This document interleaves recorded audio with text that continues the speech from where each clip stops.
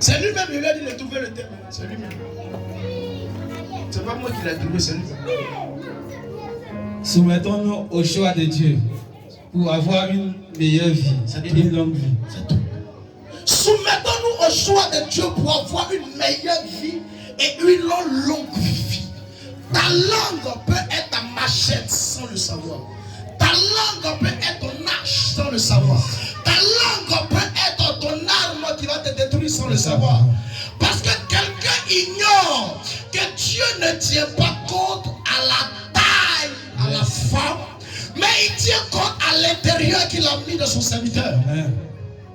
Beaucoup de personnes sont sous la malédiction à cause de leur langue, à cause de leur manière de parler, à cause de leur manière de causer. C'est pas parce qu'ils mangent garba avec toi, tu vas penser que vous êtes au même niveau.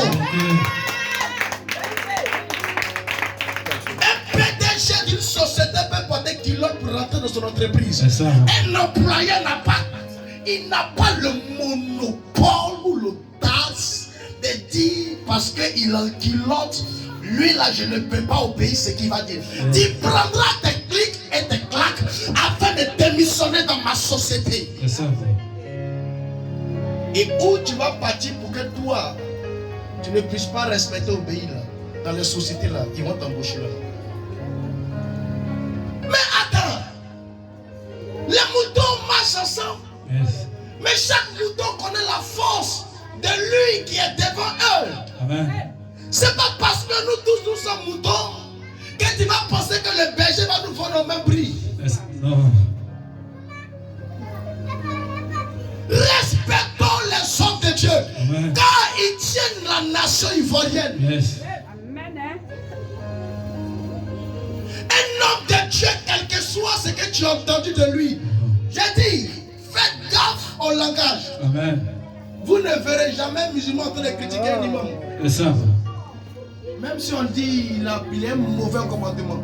Mais on verra toujours un chrétien en train de critiquer un homme de Dieu. Pourquoi? Jésus dit à Jérusalem, vous habitants de Jérusalem, vous ne savez pas que c'est vous-même qui tuez vos prophètes. C'est ça. C'est vous qui tuez vos pasteurs. Dieu a dit à Jérémie, depuis les entrailles de ta mère, je t'ai choisi, amen, je t'ai établi, je t'ai oué, je t'ai mentionné, je t'ai choisi et je t'ai béni. Tu étais prophète. Quand Dieu établit quelqu'un, il y a des signes qui accompagnent dans la vie de cette personne. Qu'il est son choix. Qu'est-ce que Dieu doit montrer aux humains afin de comprendre que l'homme de Dieu que Dieu choisit, ouvrez les yeux afin de connaître celui que Dieu a choisi afin de le respecter. Amen. Tu ne peux pas payer sa maison, mais la seule chose que tu peux faire, respecte-le. Non, bien vu un homme de Dieu, mon père spirituel, il est ceci, il est cela. Non, les pasteurs de maintenant sont. Mais toi-même qui es fidèle, qu'est-ce que tu as fait depuis que tu t'es converti pour une église? Rien. Mais c'est toi toujours, tu vas parler mal des hommes de Dieu. Les hommes de Dieu ne sont pas notre égal. Amen. Il faut les respecter. Toi, tu peux te déplacer pour aller voir un directeur pour plaider à ta faveur, pour avoir un travail, mais le directeur va se déplacer pour voir ton pasteur. Amen. Est-ce que toi tu ne comprends pas? Ton président va se déplacer chez lui-même. Non, c'est bien. Allemand, on va lui. Elle a vu mon fils, elle dit, elle pensait que c'est ceux qui vendent les lunettes. Amen. Parce qu'il a porté vert. Donc elle pensait que c'était les gens. Et puis il a un badge aussi. Moi aussi il y a un badge. Qui est personne pour nous? On ne sait pas. On a Bible, il a Bible. Il a des verres, moi il n'a pas verre. Mais on a badge, on a Bible. Et puis on rentre ensemble. Donc elle ne sait pas qui est pasteur, qui est évangéliste. C'est écrit dessus évangéliste, évangéliste. Moi on ne peut écrire pasteur. C'est écrit évangéliste. Pour lui aussi c'est écrit évangéliste. Maintenant la différence c'est quand dans la présentation, que moi je dis je suis le pasteur, le prophète Samuel, et que lui il dit que le président de la jeunesse, elle est étonnée. Et donc c'est pasteur là qui est ici. Mais le prophète là il est petit. C'est quel petit prophète ça? Attends, Dieu maintenant il utilise. Mais attends.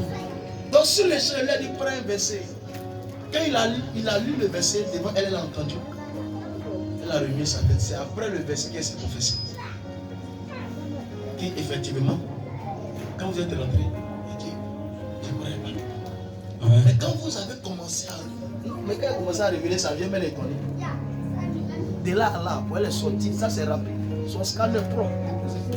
Jusqu'à même si elle dit pas ça, Amen. quand son scanner est fini, elle dit papa, alors il vous accompagne. Elle est venue m'accompagner, un pied est venu m'accompagner. On ne peut pas blâmer quelqu'un parce qu'il mange garbette. Amen. Jésus a dit, ils sont venus dire à Jésus, pourquoi tes disciples ne gênent pas? Jésus dit, mais attends, l'époux, si l'époux, le marié lui-même, il est parmi ceux qui sont venus accompagner le marié. Mais quel temps ceux qui sont venus accompagner le marié vont prendre pour génie? Parce que lui-même à qui on doit se marier, on est venu fêter là, lui-même l'aime, il est en train de manger.